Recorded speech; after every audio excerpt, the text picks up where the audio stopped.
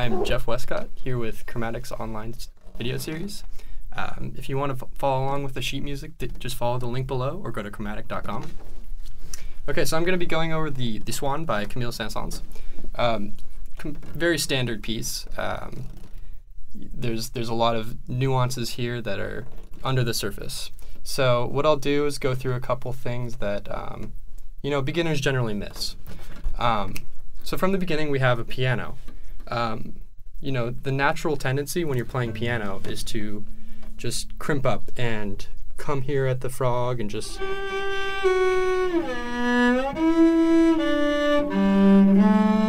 give almost no pressure, which isn't the right character. What you want to do is use your facility to kind of get around the difficulties behind playing piano. So what I do is I'll start in the middle of the bow. Vital. You still want energy. You want a lot of energy when you're playing piano. But you start in the middle of the bow. Maybe come up a little bit closer to the fingerboard, but don't go completely over the fingerboard.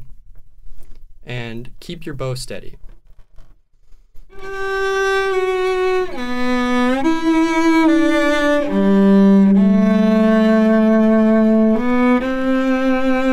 You'll notice I'm using the entire length of the bow. I'm not staying down here.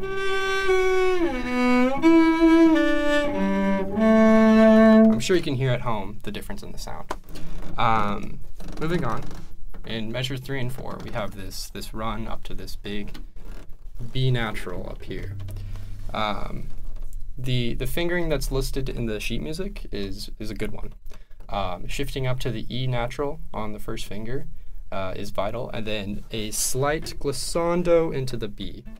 So to practice this run, and especially the end with the glissando to the B, you really have to get the pitches in your head. So it might help to either listen to the recording a few times or play on the piano the notes that you're hearing, and then take a stab at it.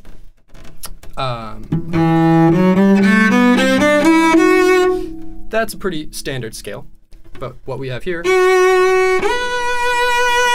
that's the hard part. What I would do to kind of get around that shift, find that A harmonic.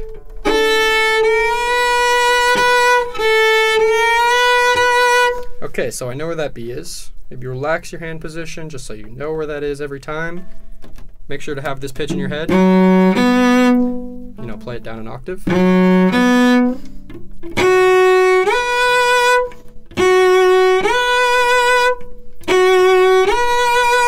Go through it a few times, because it's the kind of thing that in a performance, you may think you know it, but if you don't have it completely solid, it'll fall apart really easily.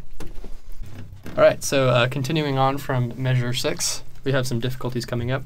I'll just play through it and then kind of explain what we're dealing with.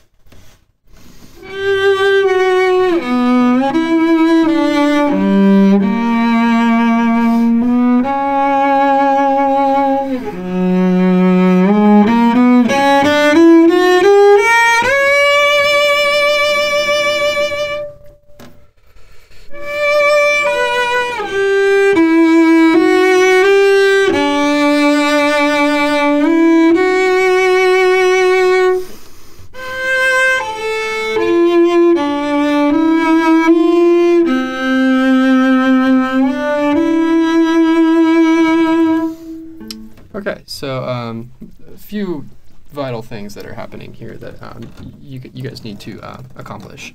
The A sharp in measure 7 is very necessary for it to be on the D string here. It kind of sounds weird for that moment to be on the A string, kind of like.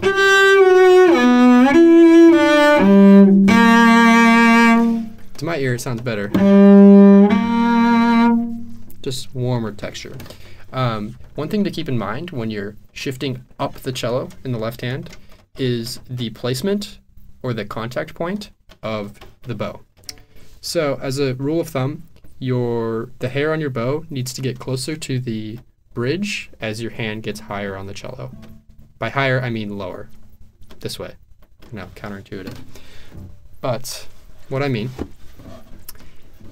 so if I didn't go to the bridge, it'd sound like this. here it is when I go close to the bridge.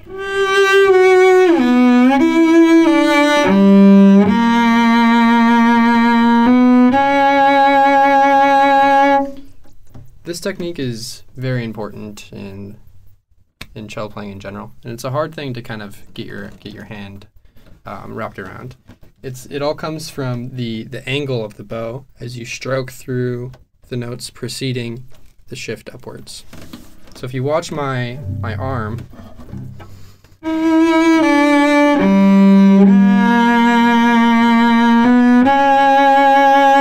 what I'm doing is I change the angle of the bow, and the physics force it down closer to the bridge. This just gives a richer texture. This same principle is applied in measures 8 and 9 when you shift up to that D. You'll notice I'm almost down here at the bridge, as opposed to when I was, you know, here I'm almost over the fingerboard.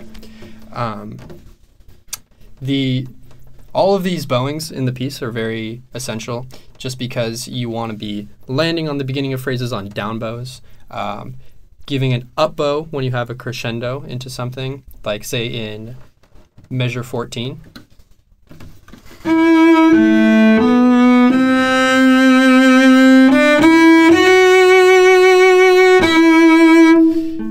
This is important because, you know, there's less weight at the tip here and more weight at the frog. So if you're doing an up bow, you get a larger crescendo. Just a general thing. Same thing in like measure 21, when you have that high B. You have a down bow and then a written up bow to give an even more crescendo into the mezzo forte. Mezzo forte is the loudest dynamic we have in this piece, so make sure to give it the status that it deserves. So in general in this piece, you know, a very, very connected texture. Make sure all your bow changes are leading into the next ones. This is accomplished by giving a slight turn in the wrist as you reach the end of each bow. Keeping a straight bow in general, and then a slight curve as you want to go higher in the contact point. And yeah, just takes a lot of practice with these shifts and getting your ear set to the intervals. Good luck. Hope this video was helpful. For more sheet music like this, visit chromatik.com, or you can find us on the Apple App Store, Google Play, or wherever you find your apps.